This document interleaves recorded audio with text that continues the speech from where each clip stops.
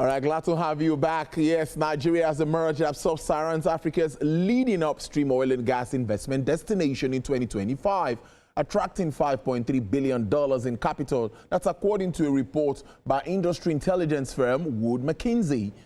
The investment into the country happened despite an 18% decline in upstream spending across the region, underscoring the impact of recent fiscal and regulatory reforms. Wood Mackenzie disclosed that Nigeria retained the top spot for upstream capital inflows, even as investment activities slowed sharply across Africa. Notably, only 2 final investment decisions were recorded across Sub-Saharan Africa in 2025, with Nigeria securing one of them. The FID was reached on the Shell Sunlink HI field OML 144, a shallow water non-associated gas project, following the introduction of Nigeria's non-associated gas incentives in 2024. The incentives restored the project's commercial viability and unlocked critical gas feedstocks for Nigeria's LNG Limited, which, according to Wood Mackenzie, signals clear shift in investor confidence. Well, I introduced her earlier. My guest is Noel Okwedi. She's a research lead Nigeria solar marketplace. She will be analyzing investment landscape for solar power and, of course, development in the larger industry. Thank you so much. Happy New Year. It's good to see you today. Thank you for having me. Happy New Year. Yeah, Happy New Year to you too. I think beautiful reports we've seen with regards to investments in the solar space and, of course, cleaner energy. I think Nigeria is not taking the back seat when we're talking about energy transition. One way or the other, we are still trying to keep up with that race. But do you think we are going in the right direction considering the level of investment we see at this time? Yes, I think we're going in the right direction, especially when you put it into context of the past, I guess, 8 years. So that's from the Buhari administration to the Tinubu administration. It's definitely a significant shift in tone, body language, the kinds of regulations and incentives we're seeing coming out, and even the kinds of deals that we're seeing. We weren't seeing deals like this for the past 5 years. So I think it's a welcome development that we're now, especially in oil and gas. And this is even coming despite forecasts of lower oil prices this year. So prices are estimated to be around $55 per barrel this year, which is significantly lower than we've seen in the past 3 to 5 years. And even with this, we're still seeing investments in Nigerian oil and gas. So I'd say, yes, we're definitely moving in the right direction. I would say are we also following the PIA? You know, anytime we're talking about this segment, because many will say thanks to President Bola Tinubu and executive orders that we see, that many say also helped open up the space. I don't know if you want to bear your minds around this too. Yes, definitely. Speaking of the PIA, we know that passing a policy is very different from implementing it. Implementation is where you actually see results. And we didn't see the kinds of implementation that we're seeing now under the past administration. So like you mentioned, the executive orders that we've seen, the new fiscal terms, we've seen investments like you mentioned during your intro, the $5 billion Shell investments in non-associated gas.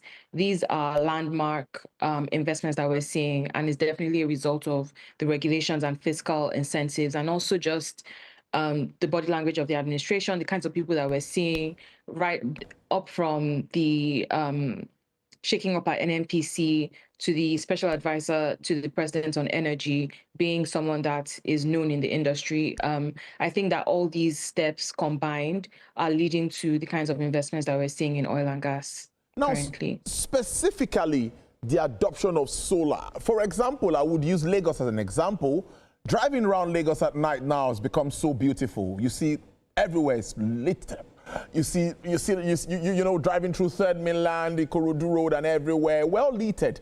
And you get to see that it's most are powered by solar. But my question to you would be specifically, companies, government agencies are all getting involved in the use of solar and all of it. But I think there is still more that we can tap into. Tell us, what are the opportunities in this segment?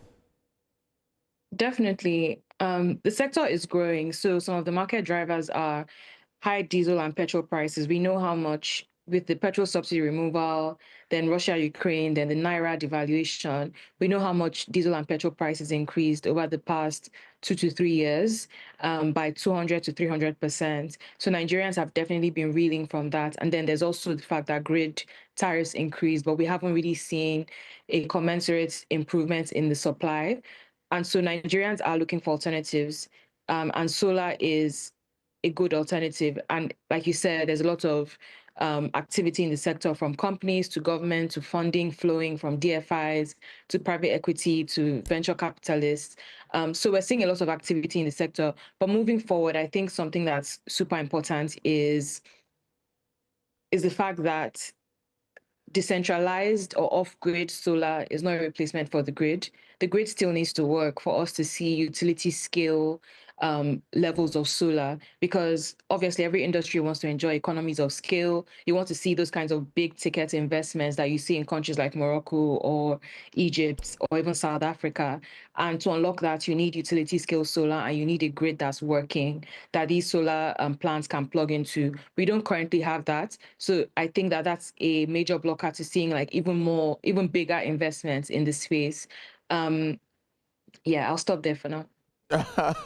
Well, a good one. But Noel, I would ask you with regards to pricing. You know, there was this fear, we've always had this mindset that solar energy and all of this doesn't really come cheap. Or should we say cleaner energy doesn't come cheap. So, but many will tell you that government needs to now come in to incentivize some of this maybe you know they need to come in one way or the other. What really do you think specifically government can do to make sure that it is easier for Nigerians to adopt cleaner energy, the likes of solar powered lightnings and all of that? What more can be done so that it becomes more affordable and we can, you know, at part, because the grid cannot satisfy us as Nigerians. 5,000, 6,000 megawatts for a country of more than 200 million persons. I don't think that's the way to go for now. Yeah. So I think this comes back to my previous answer, but I think there's a limit to government intervention, because you don't also, I don't know, you mentioned that people want the government to intervene. Yeah. I don't know if they're talking about subsidies, things like subsidies, but we've seen that subsidies don't work. They are not good for long-term policy, especially if you want a sector that's thriving and a sector that involves the private sector. Instead, what the government should do is focus on creating an enabling environment. So that means an environment where there's policy coherence, where people know and can expect the kinds of policies that we've been seeing, like policies like last year, for instance, there was whispers of a policy about banning solar panel imports. Policies like that do not improve the sustainability of the market. Instead, I think it comes back to what I was saying before about the grid. So you made a good point about the grid not being enough, like 5,000 megawatts, which is our peak available supply.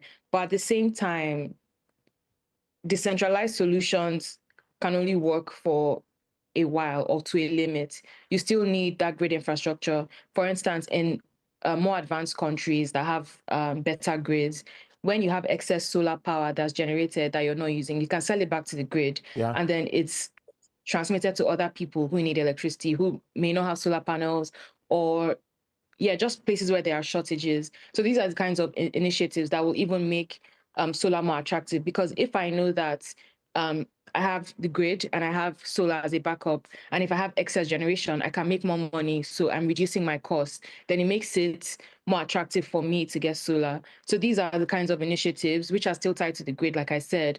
But then even on the off-grid side, making sure that there are no abrupt policies or policies that will destabilize the market.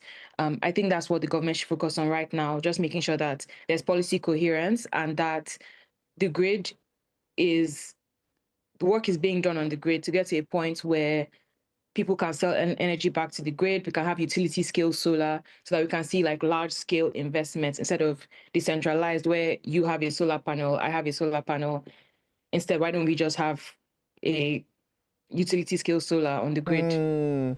And we could all share, and yeah, I think I get that, and that really makes real sense, other than everyone wanting to work out something individually. Let's look at gas reserves now. We talked so very much years back about the decade of gas and all of that. You will remember, Noel, that we've been talking about this for some time, and now we are still at that point where many would say we are yet to take advantage or harness the potentials of our gas reserves, both proven and unproven reserves. Some will say the infrastructure remains on the high side. Some will say government is not really ready to take advantage of it. But since the removal of subsidy and all of that, the eyes of government has been on all other cleaner sources of energy.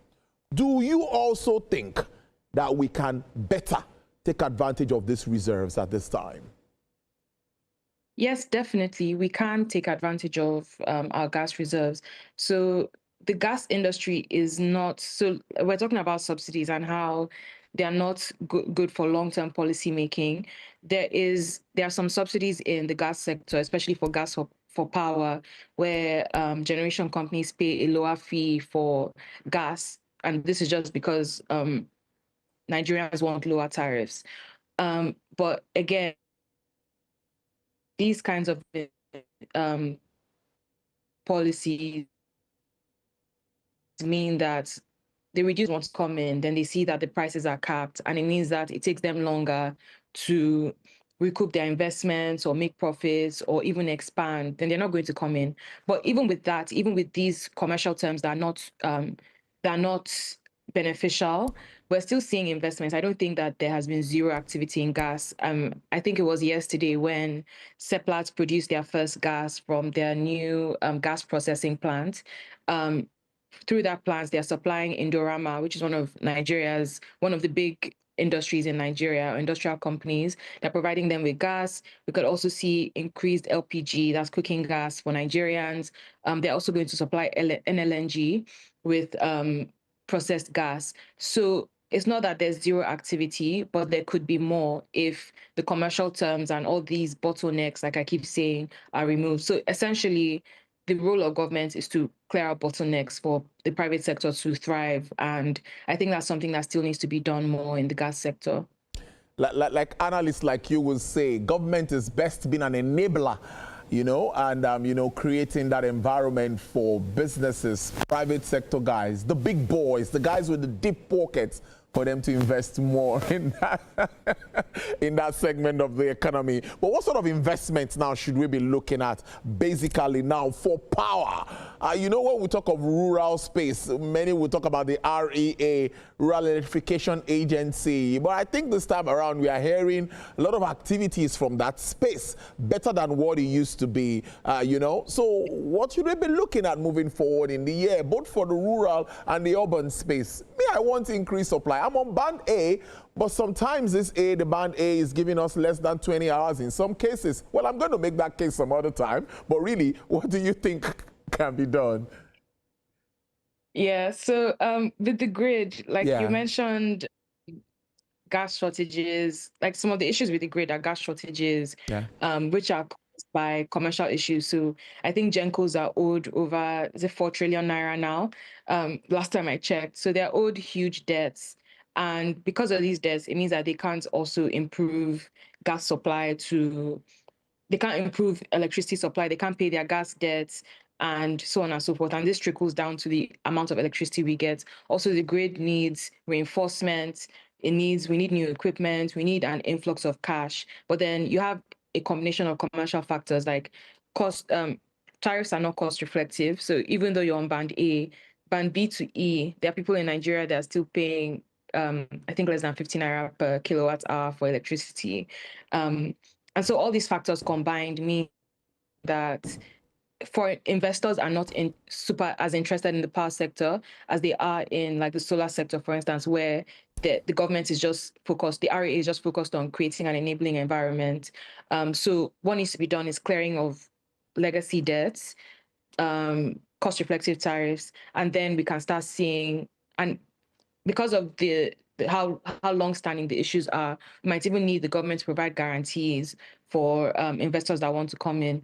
So basically, the government just needs to focus on clearing out these bottlenecks that have lingered for over a decade now, and then we can start seeing better supply. But in terms of rural electrification, obviously in those areas, they don't even have grid presence at all. It's not like you that you even have, you're complaining about band A not being enough. Some people don't even have electricity at all because the grid doesn't even get to where they live. So this is where mini grids are really stepping in, and mini grid developers are finding these people, setting up mini grids, giving them solar powered equipment, solar powered appliances.